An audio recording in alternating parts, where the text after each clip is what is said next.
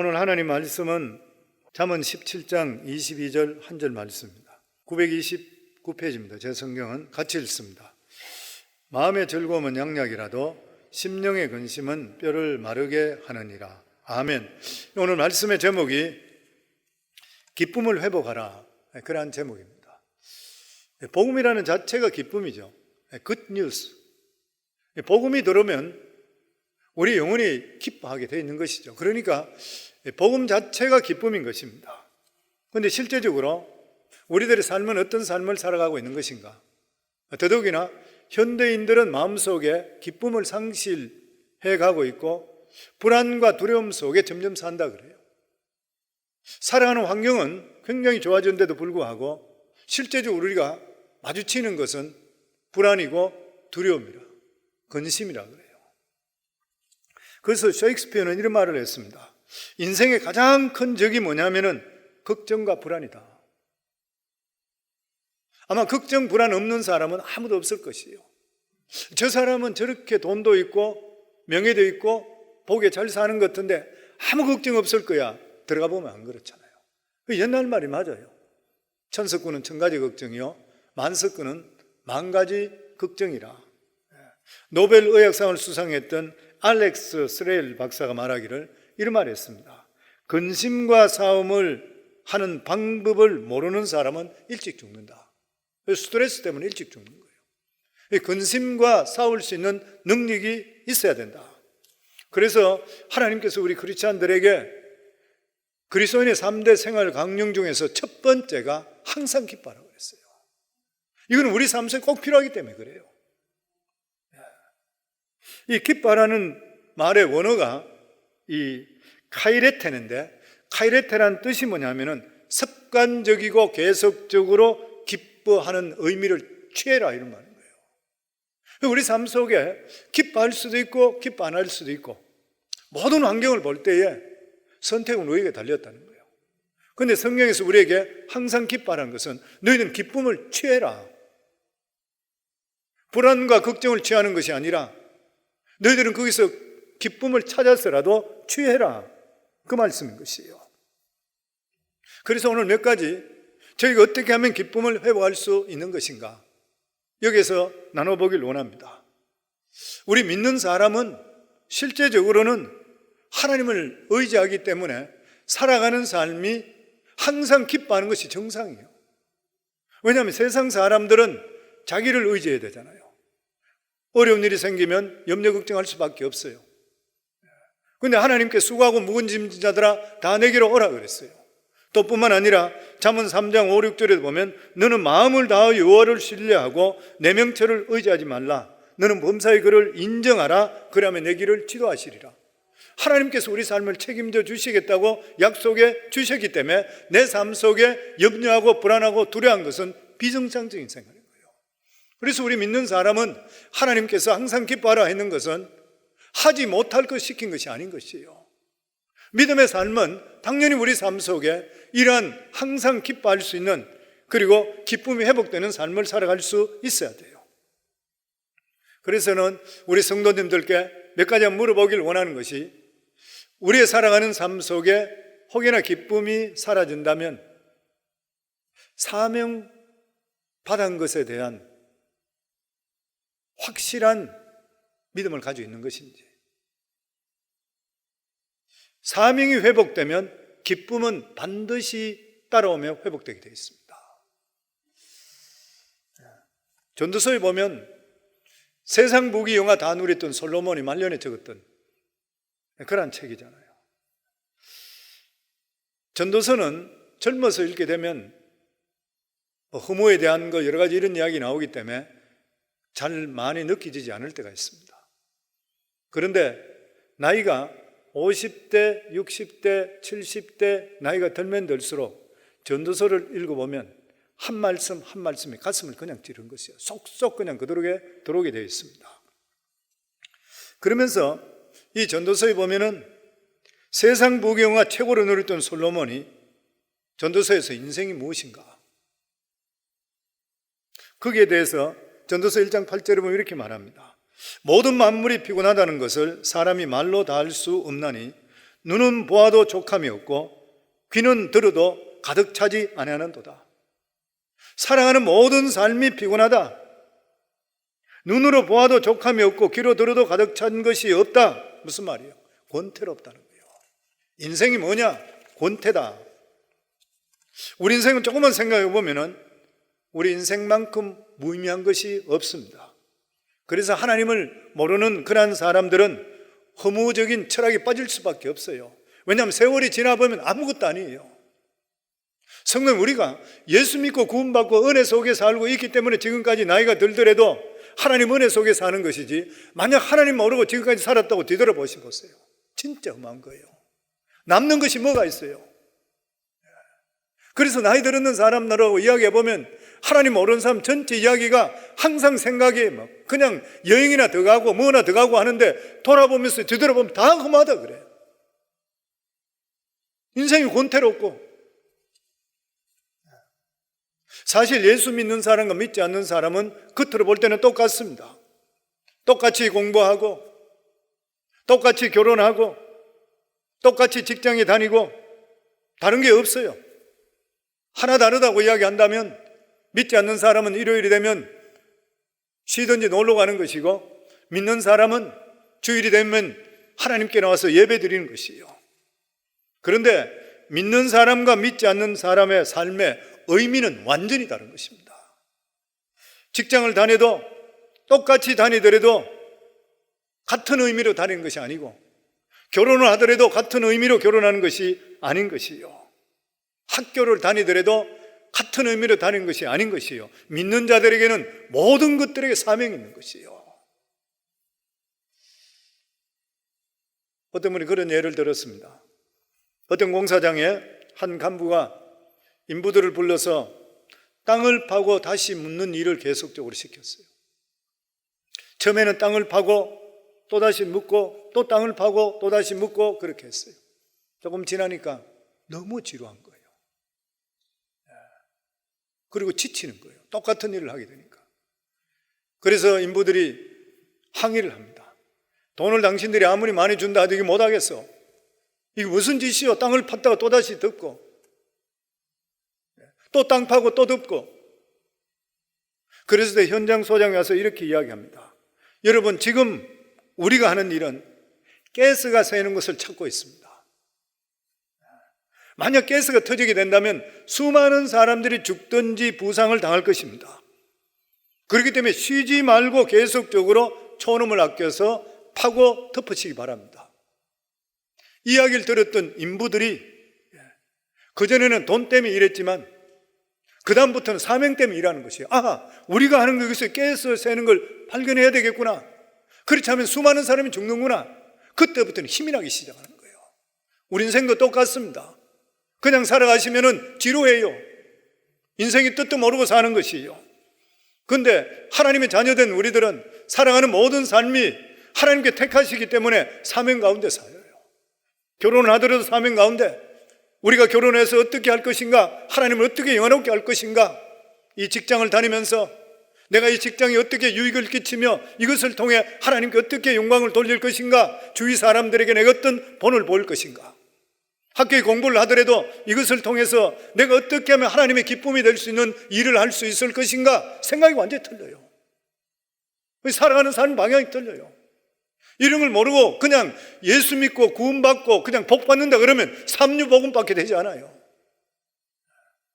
우리 삶에 돌아갈 때 끊임없이 우리 삶에 내 사명에 대해서 깨우치고 사명을 발견하고 그것을 알고 살아가시게 되면 내 속에는 나도 모르는 사이에 힘이 솟게 시작하고 내 마음속 기쁨이 솟게 되어 있는 것이요.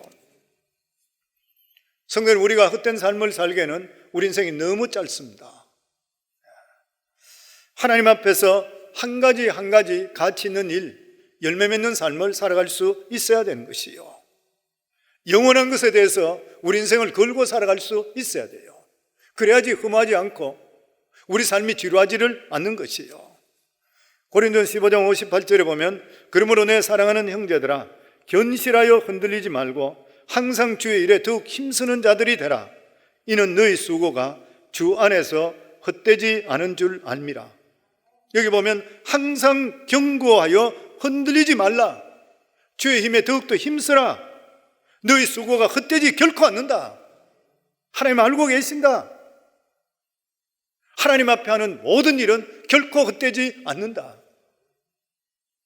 성도는 우리가 사명을 가지고 살아가게 될 때는 우리 마음속에 담대함이 있습니다. 그리고 사명이 끝나기 전까지는 하나님 지켜주십니다. 사명자는 내가 이러한 사명을 가지고 산다고 생각하시게 되면 죽는 것도 하나님이 허락하셔야 죽지, 그렇지 않고는 못 죽어요.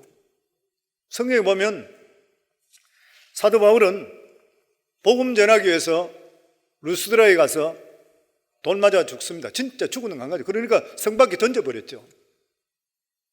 복음 전한다고 유대인들 와서 돌로 던져서 맞아서 죽었던 거예요. 그 돌로 던져가 바깥에 던졌는데 이 사람이 다시 살아났어. 왜 살아났어요? 사명자이기 때문에 그래요. 하나님께서 사도 바울을 통해 너희는 로마까지 가서 복음을 전한다 그랬거든요. 나중에 사도 바울이 잡혀서 로마까지 가잖아요. 배를 타고 가는데 유라굴라 광풍을 만나게 됩니다.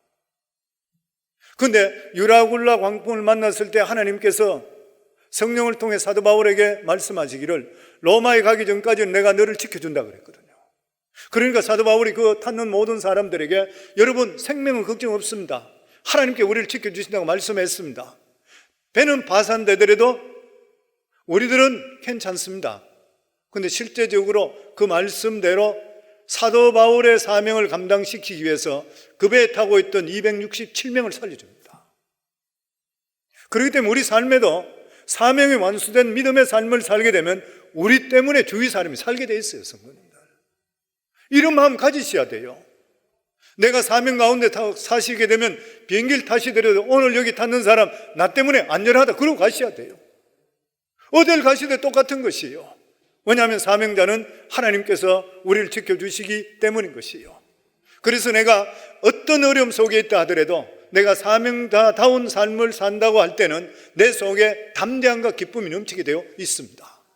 혹여나 성도님들 내 마음속에 기쁨이 사라지고 있다면 내가 과연 사명자적인 삶을 살고 있는 것인가? 내가 돈을 벌어도 목적이 있는 것인가? 내가 건강해도 목적이 있는 것인가? 내가 자식을 키우더라도 목적이 있는 것인가? 밥을 하더라도 목적이 있는가? 생각하시면서 사시게 되면 우리 삶에는 반드시 내 속에 영혼이 새로워지는 기쁨이 넘치게 되어 있는 것이에요. 그리고 두 번째로 두려움에서 해방되면 기쁨이 회복됩니다. 우리 인생을 살아가면서 두려워합니다. 두려움 없는 사람 아무도 없습니다. 미국의 유명한 인생 철학자 나폴레옹 힐은 사람의 마음의 평화를 안고 균형 잡힌 삶을 살기 위해서는 7가지 두려움을 버려야 된다. 그 첫째가 가난에 대한 두려움. 실제로 팬데믹 때문에 사업 때문에 가난에 대한 두려움이 있잖아요. 없는 사람 누가 있겠어요? 내가 이렇게 못 살고 잘못되면 어떡하나? 두 번째가 비판에 대한 두려움이 없어야 된다. 누가 나한테 무슨 소리 하나? 세 번째가 허약한 건강과 육체적인 고통에 대한 두려움이 없어야 된다. 이 병들어 죽으면 어떡하나? 네 번째가 사랑의 상실에 대한 두려움. 사랑하는 사람이 죽으면 어떡하나? 나를 떠나면 어떡하나? 다섯 번째가 자유의 상실에 대한 두려움. 내가 누리고 있는 이 자유를 잃어버리면 어떡하나? 내가 잘못되면 어떡하나? 여섯 번째, 연령에 늙어가는 데 대한 두려움. 내가 나이가 들고 힘이 점점 빠지고 옛날 같지 않은데 내가 이렇게 하면 어떻게 하나? 이런 마음. 일곱 번째, 죽음에 대한 두려움. 죽음은 미지의 세계예요. 한 번도 가본 적이 없는 것이에요. 시시각각 죽음은 우리 속에 올 수 있습니다. 그런데 성도 여러분, 이 7가지 두려움에 벗어날 사람이 세상에 누가 있습니까? 아무도 없는 것이에요. 왜냐하면 이건 원초적인 두려움입니다. 인간으로 태어나고부터 살아가면서 끊임없이 우리 속에 오는 그러한 두려움인 것이에요. 이러한 두려움을 극복할 수 있는 유일한 길이 뭐냐면 이 세상 우주 만물을 지으시고 인간을 지으신 하나님께 다가가는 길밖에는 없는 것이에요. 그래서 성경 말씀에 보면은 하나님을 두려워하게 될 때는 세상을 두려워하지 않는다 그랬어요. 믿음의 사람은 하나님만 두려워하시면 돼요. 하나님의 말씀을 두려워하고 하나님 말씀에 복종하고 하나님 말씀에 순종하고 이렇게 살아가면은 세상에 대해서 담대해집니다.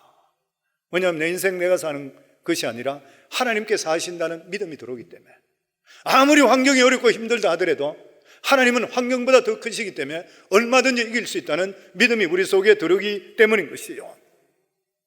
그래서 하나님을 알면 알수록 우리의 삶은 강하고 담대해지는 것이에요. 어떤 사람은 가진 것도 없고 내세울 것도 없는 그런 사람이 모든 일에 보면 꿀리지 않고 당당합니다. 이런 사람 보면 믿음이 확실한 사람이에요. 사람들 앞에서 비굴하지 않아요. 성도들 중에서 가난하고 가진 거 아무것도 없는데도 불구하고 아주 당당한 분이 있습니다. 겸손하면서 당당한 분이 있습니다. 그런데 그분 대화해 보면 속에 하나님에 대한 신뢰가 있어요. 하나님이 나를 살리지 당신들이 나를 살린 게 아니다, 이거 확실히 아는 것이에요. 그러면 담대해질 수밖에 없는 것이에요. 보면 이런 믿음의 담대함이 들어오게 되고 두려움이 없어지게 되면 우리 속에는 기뻐하는 삶을 살게 돼요. 성경에 보면 모세는 40년 동안 목동으로 있었습니다. 왕자에서 자신감 다 잃어버렸던 것이요, 모든 것이 두려웠습니다. 그런데 하나님을 만나고 나서부터 그 속에는 두려움이 없어져 버렸어요. 하나님만 두려워했어요.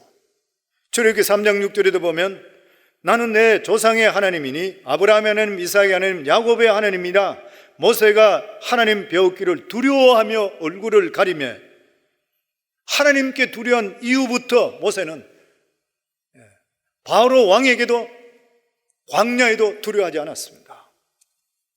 그래서 히브리서 11장 27절에 믿음으로 애굽을 떠나 왕의 노함을 무서워하지 아니하고, 80 노인이 하나님만 두려워하게 되니까 왕을 두려워하지 않게 되고 곧 보이지 아니하는 자를 보는 것 같이 하여 참았으며 하나님을 알게 되니까 이러한 왕에 대한 두려움 이런 거 다 참게 되었던 것이요. 사랑하는 성도님들, 하나님을 두려워하기를 주 이름으로 축원합니다. 하나님을 우습게 여기면 롯의 사위들과 똑같이 망해버려요. 하나님을 두려워하면 세상을 절대 두려워하지 않습니다. 시편 3편에 보면 내가 누워 자고 깨었으니 여호와께서 나를 붙드심이라. 천만인이 나를 애워사 진친다 해도 나는 두려워하지 아니하리라. 천만인이 전을 치더라도 하나님을 경외하면 하나님의 천군 천사가 우리를 보호해 주실 줄을 믿습니다. 그렇기 때문에 이 모세는 앞에는 창이라는 홍해가 있고 뒤에는 세계 최대의 군사인 이 애굽의 군대가, 전차 부대가 오는데도 불구하고 담대했잖아요. 생각해 보세요. 앞에는 홍해수, 바다, 성지순례 가보면 아시지만 그냥 넓은 바다예요. 뒤에는 전차 부대가 문제를 일으키며 잡으려고 쫓아옵니다.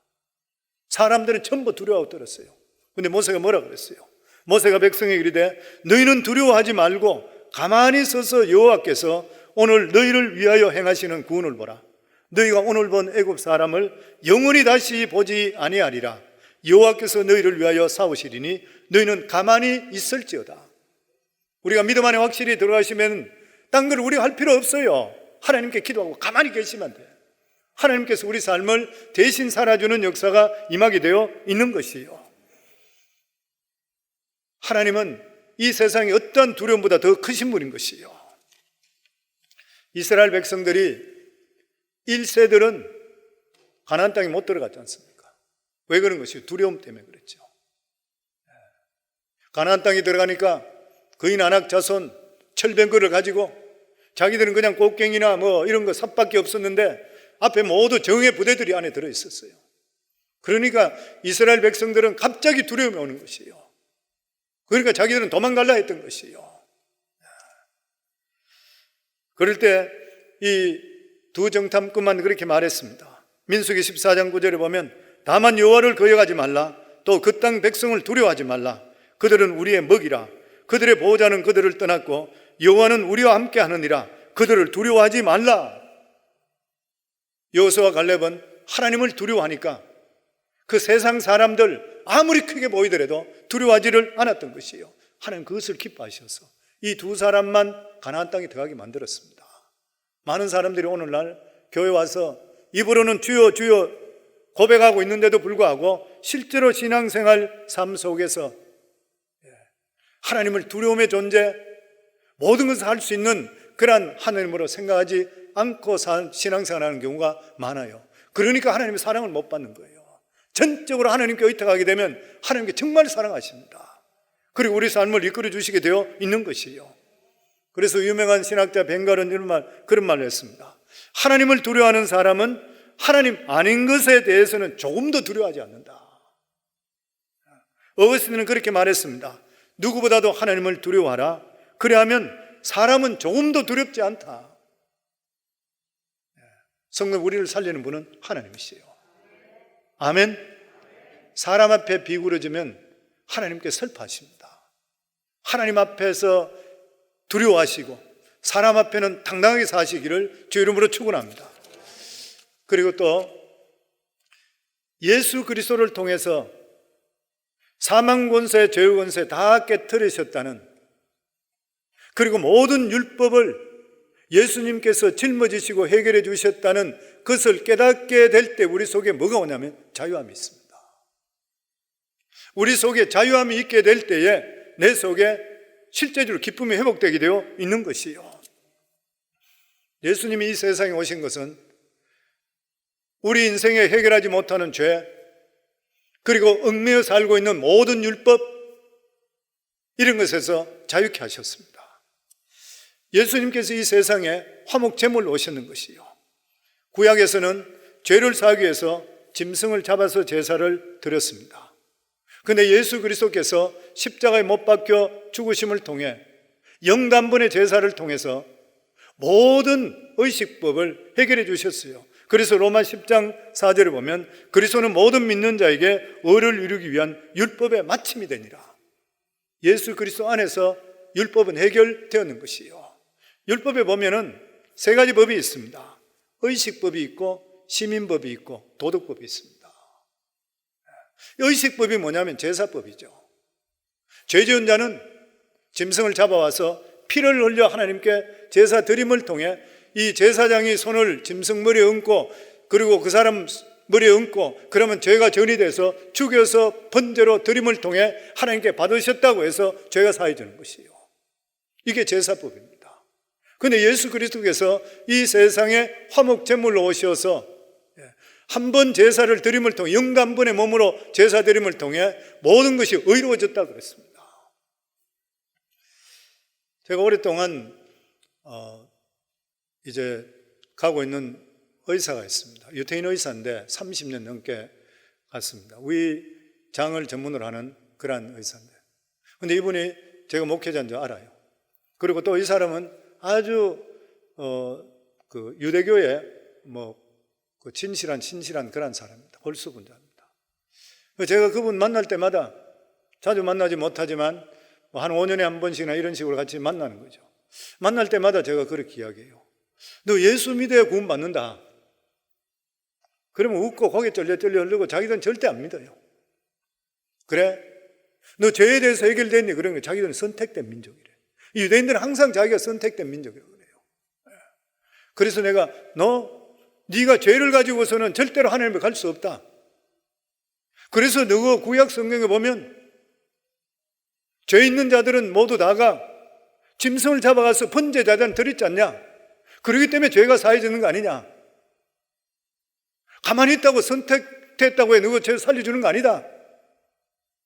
속죄 1을 1년에 한 번 정해서 전체가 다 속죄 짐승을 가지고 제사 드리고 다 그랬다.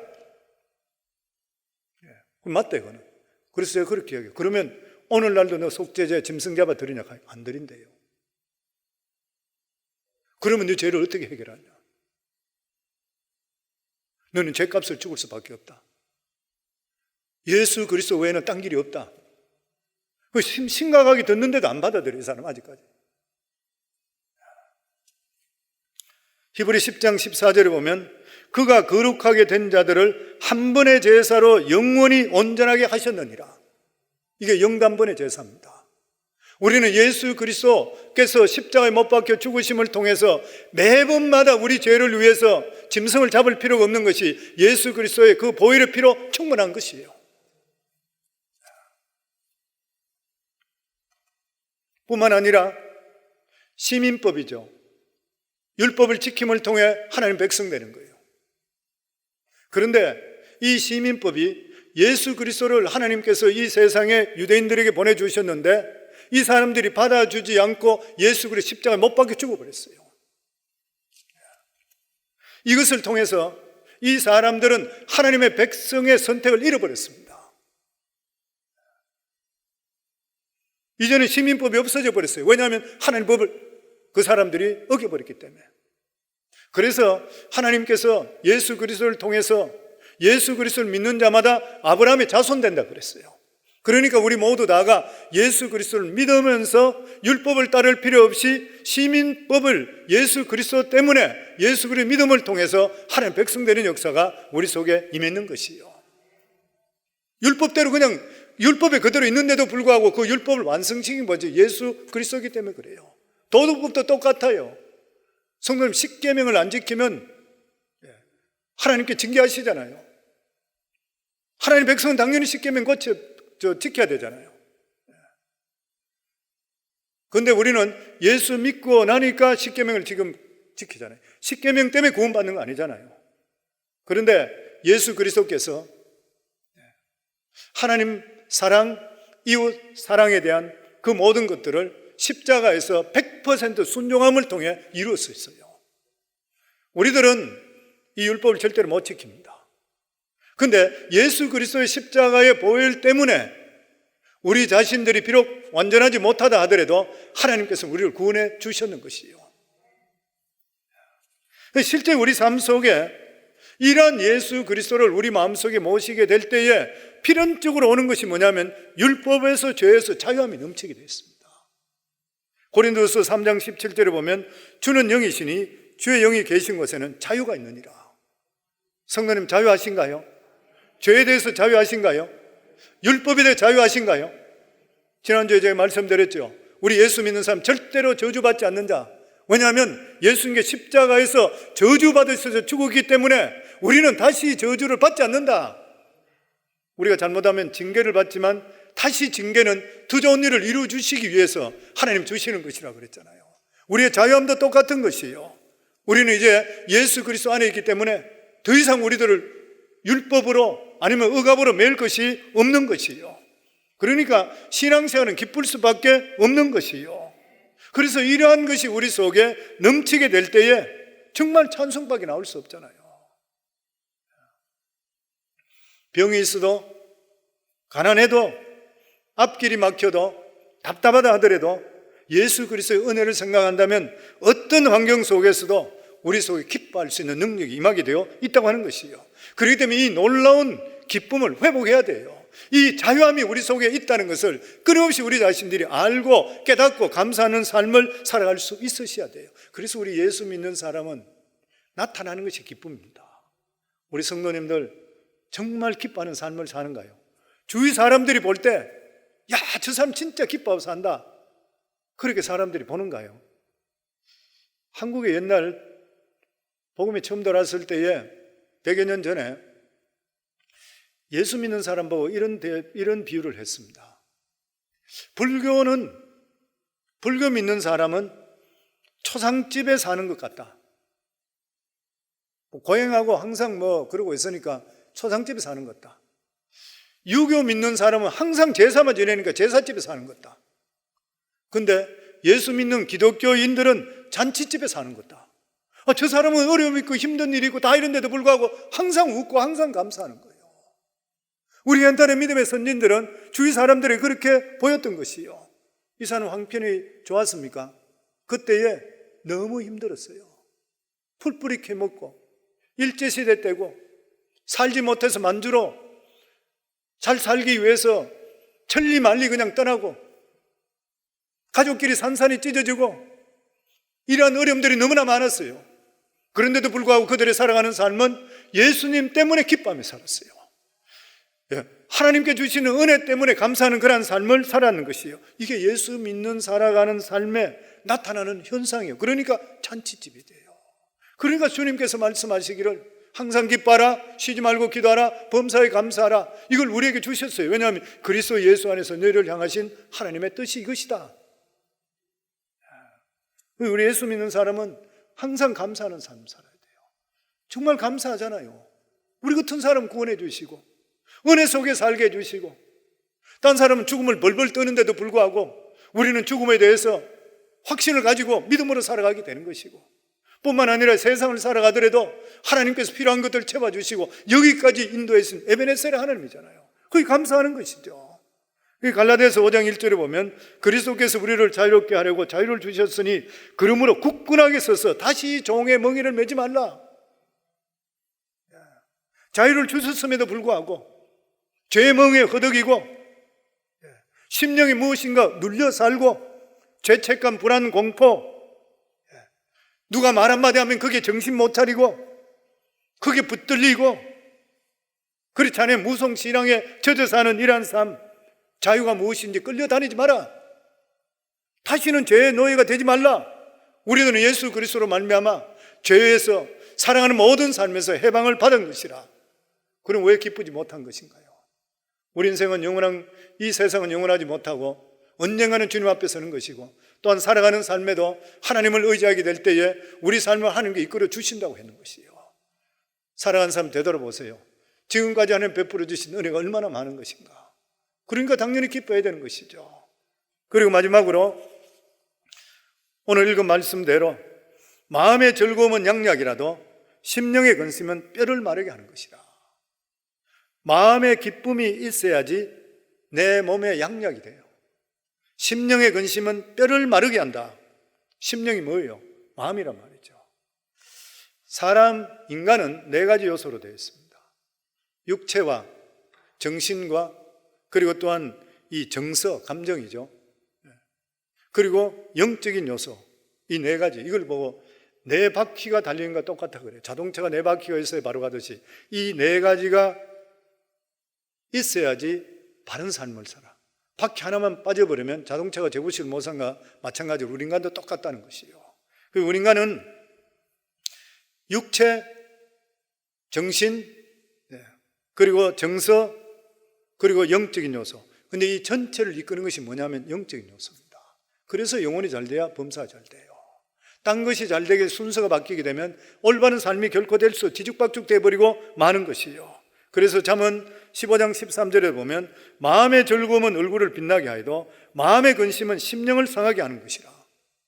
내 마음속에 마음의 즐거움이 어떻게 오는 것이요? 하나님을 모셨을 때 내 속에 영적으로 기쁨이 솟아나게 되어 있는 것이요. 하나님을 모시는 삶이 뭐예요? 예수를 믿는 삶. 왜 그렇습니까? 예수 그리스도는 만왕의 왕이 되시고 모든 문제의 해결자가 되시고 모든 병의 치유자가 되시기 때문에 그래요. 이사야 61장 1절로부터 보면 주 여호와의 영이 내게 내리셨으니 이는 여호와께서 내게 기름을 부어사 가난한 자에게 아름다운 소식을 전하게 하심이라. 나를 보내사 마음이 상한 자 브로큰 하시죠. 심령이 상한 자 이를 고쳐주시고 포로된 자에게 자유를, 갇힌 자에게 노임을 선포하며. 예수 그리스도만이 구원자시고 치료자이세요. 예수 그리스도 앞에 내놓으면 능치 못함이 없었어요. 인간의 모든 문제를 해결하셔요. 내 인생의 정신적인 문제, 육체적인 문제, 정서적인 문제, 모든 문제를 해결하시는 분이 바로 예수 그리스도인 것이에요. 그렇기 때문에 우리 삶에 어때요? 가장 중요한 게 예수께 나와야 돼요. 나와야 치유받는 것이에요. 성경에도 수고하고 무거운 짐진 자들아 다 내게로 오라 그랬어요. 하나님께 나와야 되는 것이에요. 오늘도 예배 드리는 분이 복 있는 줄 믿습니다. 여기서 나오라는 것이 단순히 교회만 나오라는 것이 아니라 회개하라는 것이에요. 주님 앞에서 내 살아가는 삶을 돌아보고.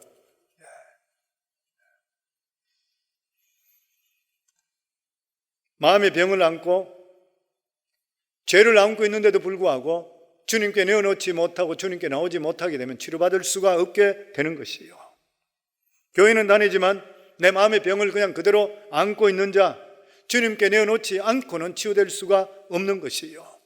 그렇기 때문에 항상 하나님께 나와야 되는 것이고, 예수 그리스도의 보혈의 피로 사함을 받는다는 것을 알고 주님께 내어놓게 될 때에 우리 삶에 하나님 주시는 기쁨이 넘치게 되어 있는 것이에요. 그리고 항상 우리가 돌아볼 때 내가 주 앞에 나왔는가? 그냥 교회에 나왔는 것인가? 나는 정말 예수님 앞에 나온 것인가? 그래서 우리가 예배를 드리더라도 영과 진리로 드려져야 돼요. 그리고 하나님을 앙망하는 삶을 살고 있는가? 하나님을 앙망하는 삶을 살아갈 때에 우리 삶 속에 하나님이 주시는 능력과 에너지가 넘치게 되어 있는 것이에요. 우리가 너무나 잘 알고 있는 이사야서 40장 28절부터 말씀입니다. 너는 알지 못하느냐? 듣지 못하였느냐? 영원하신 하나님 여호와 땅끝까지 창조하신 이는 피곤하지 않으시며 곤비하지 않으시며 명철에 한이 없으시며. 하나님은 어떤 분이시냐? 하나님은 땅끝까지 창조하신 분은 피곤하지 않고 곤비하지 않다. 우리가 아무리 하나님께 매달리더라도 하나님은 귀찮아하지 않고 항상 우리에게 필요한 것들 채워주시는 하나님입니다. 그리고 피곤한 자에게는 능력을 주시며 무능한 자에게는 힘을 더하시나니 소년이라도 피곤하여 곤비하며 장정이라도 넘어 쓰러지되 오직 여호와를 앙망하는 자는 새 힘을 얻으리니 독수리가 날개치며 올라감 같을 것이요 다른 박질하여도 곤비하지 아니하겠고 걸어가도 피곤하지 아니하리라. 오직 여호와를 앙망하는 자, 여호와를 바라보는 자, 믿음의 소원을 가진 자, 하나님께서 우리의 고백대로 이루어주는 역사가 우리 속에 임하게 되어 있는 것이에요. 그 우리 삶 속에 하나님을 끊임없이 앙망해야 돼요. 그리고 우리 속에 있는 이러한 마음에 있는 심령의 상한 병을 고치기 위해서는 복종해야 됩니다. 하나님 말씀에 아무것도 염려하지 말라 그러면 염려하지 말아야 돼요. 쉽지 않은 일이죠. 근데 순종하고 복종한다는 말이 무엇이에요? 내 맡기시고 나는 안 해야 되는 거예요. 전에도 그런 말씀 드렸습니다. 저는 기도할 때에 나한테 걱정이나 염려가 오면 자꾸 이걸 하는 게 올려보내요. 의식적으로 하나님 가져가세요. 나 지금부터 걱정 안 하겠습니다. 가져가세요. 나 염려 안 하겠습니다. 가져가세요. 왜 염려가 없을 수가 있어요? 근데 염려를 하나님께 의식적으로 자꾸 맡기고 나서부터 나는 지금 안 하겠습니다. 하나님 알아서 해주세요. 그러면 내 속에 하나님 평강이 오는 거예요. 하나님께서 말씀하는 게 복종. 하나님 말씀 무조건 복종하라는 것이에요. 범사에 감사하라고는 감사해야 돼요. 무슨 일이든지.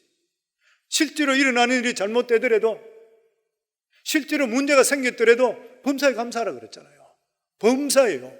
모든 일이에요. 병이 들었더라도, 사업에 문제가 있더라도, 자식이 문제가 있더라도 감사하라 그랬잖아요. 하나님 말씀은 우리가 말씀에 복종하면 책임을 하나님 져주세요. 항상 그걸 우리 마음속에 가져야 되는 거예요. 많은 크리스찬들이 믿는다 하는데도 불구하고 100% 순종을 안 해요. 복종을 안 해요. 내 생각과 같으면 복종하고 아니면은 그냥 염려, 걱정 덮어쓰고 있는 것이에요. 항상 기뻐하라. 기뻐하세요.